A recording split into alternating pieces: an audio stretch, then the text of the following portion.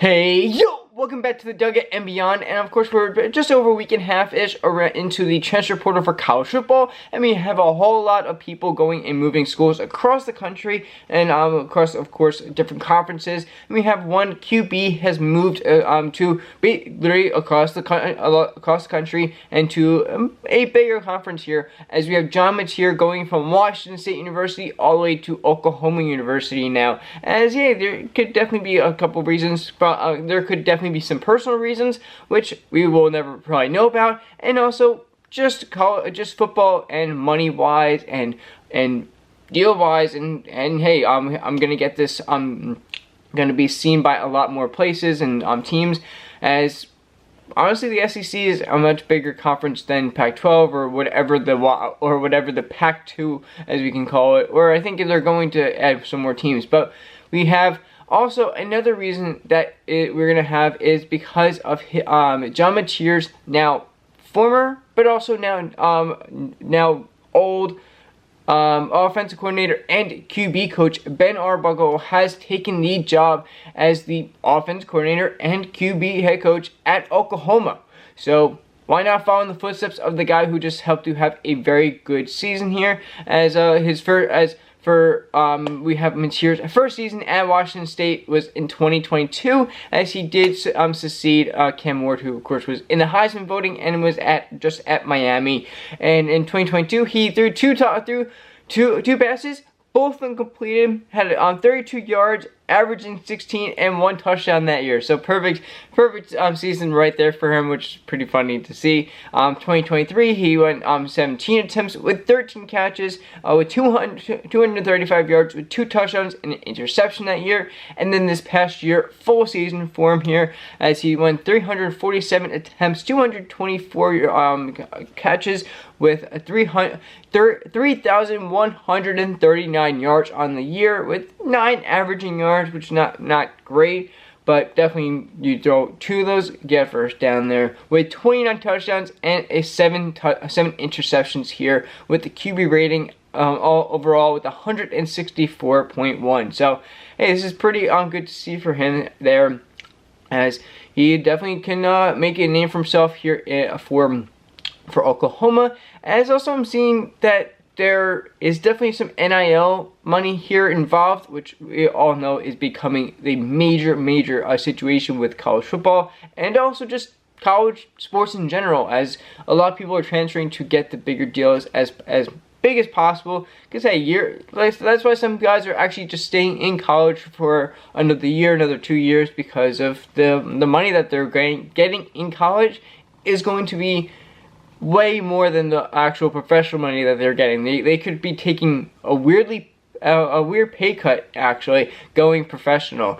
But yeah, so I've been hearing a wide range going from 1.8 million all the way up to $3 million. So if he gets 1.8 or around there, that's really on the lower side of the NIL valuation, I think, throughout the last couple of years that we've had it. And also $3 million, and I think is right around near the top. I think it's Archie Manning's at the top, Livy Dunn's at the top. We just had Shedeur, who's probably going to get drafted. I think he was getting the most at like 8 million or something ish. I think maybe actually Livy was getting the most at about 10. I don't know. There's a bunch of them that are right there at the top, like a very small group that are like the highest paid, and then it goes down another way. Granted, you're getting paid 1.8 million, which is more than a lot of people are making in a couple of years in their life. But hey, this is definitely a way that they can definitely bring more viewerships to this. But hey, this guy,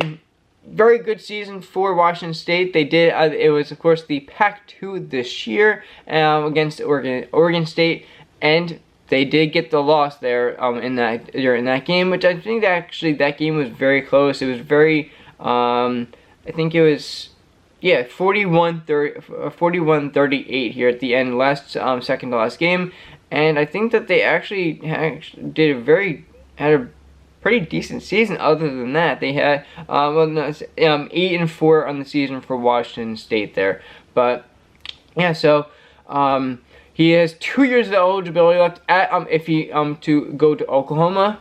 he can transfer the last year, he can get drafted next year.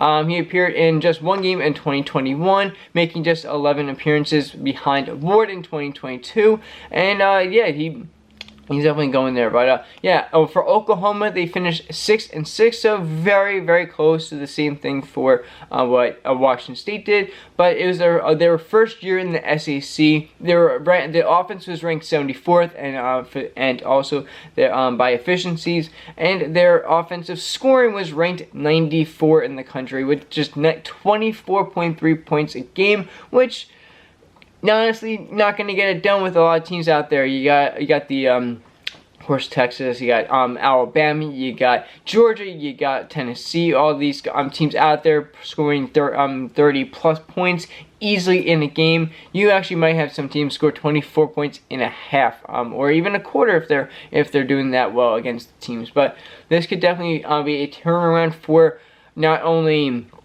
John Mateer, but also I think Ben Arbuckle, if they're definitely going to get the TV time, and just kind of probably maybe a better system down there, especially with. I think that you can have Oklahoma giving a little bit more NIL money than Washington State can, and I think that they're adding a few more teams to the Pac-12. I think they're going to the Pac. If you're counting the teams, I think it's going to be the Pac-6 next year, this coming year for them, or in the next year, or in like 2026. I think they're going up to a couple teams, but I'm not exactly remembering that too well right now. But yeah, this is definitely going to be an always going to be an interesting situation to see how, of course, players react to new teams and new situations. And yeah, I think he's going to be kind of winning the starting job right now for them. So, and hey, he's one of the top top QBs and top players in the country to be part of the transfer portal this year.